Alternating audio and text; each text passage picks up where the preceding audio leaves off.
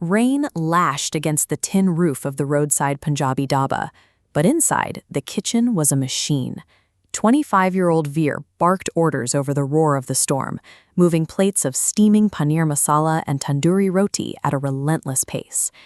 This is the transactional economy in its purest form. Looking at this diagram, you see a closed loop.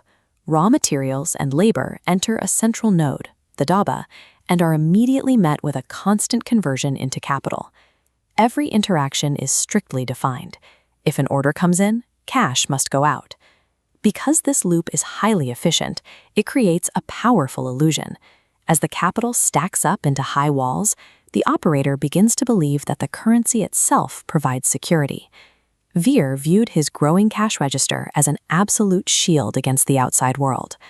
But systems that run smoothly hide a critical blind spot. The people operating them assume the stable external conditions that allow the system to exist will simply last forever. That assumption was tested as the storm intensified. A shivering woman, soaked to the bone, stepped into the dhaba asking for a half plate of rice, promising to pay after her shift. Hours later, an old farmer with a starving 8-year-old boy made the exact same request. They needed a microloan of calories to survive the night. Veer enforced his economic logic without hesitation. He turned them away into the freezing rain. To Veer, a business operating on mercy is a business that fails.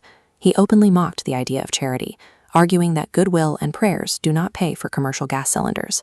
His father watched the hungry child leave and issued a quiet warning about the limits of cold calculation. His question gets to the core of how human networks function. Can a strictly transactional worldview survive when the normal rules of a society suddenly break down? The answer arrived by morning.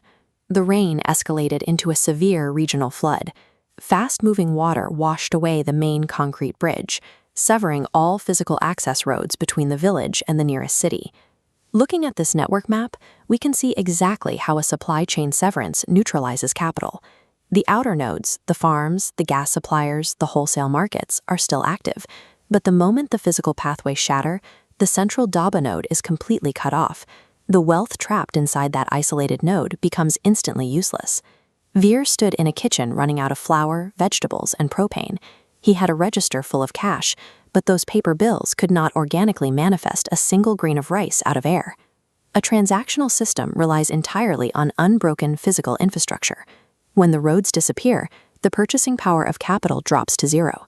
Refusing to accept that his financial leverage was gone, Veer decided to force the system to work. He ignored the warnings of his staff, started his motorcycle, and drove directly into the severe weather to physically buy his way out of the shortage.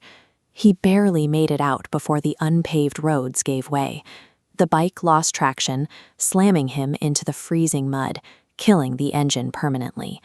Stripped of his transportation, his business, and his tools, Veer was left stranded on a pitch-black, flooded road.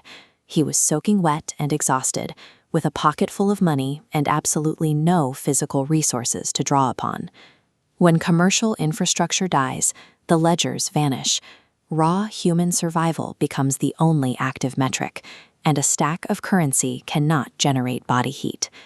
Desperate and freezing, Veer abandoned the bike and walked toward a faint light in the distance. He knocked on the door of a tiny mud brick hut, only to find himself face to face with the very same farmer he had. Here, a different set of rules takes over. The farmer takes Veer in, dries his clothes, and serves him a hot plate of khichdi.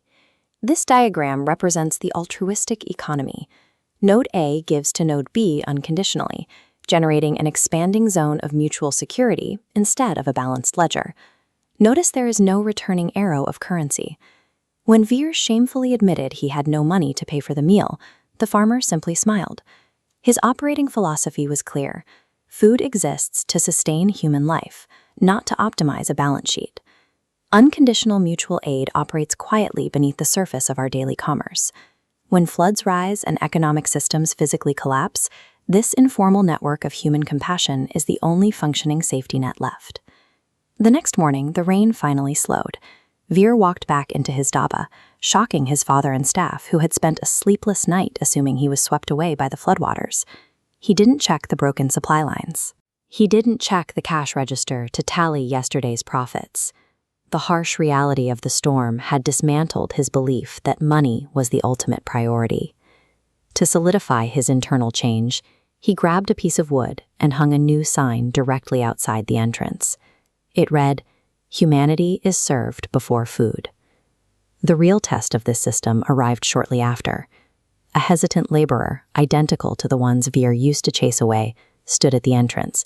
He quietly admitted he hadn't eaten all day and asked if he could pay after his evening shift. Veer didn't hesitate. He welcomed the man inside, told him to ignore the bill for now, and handed him a hot plate of food.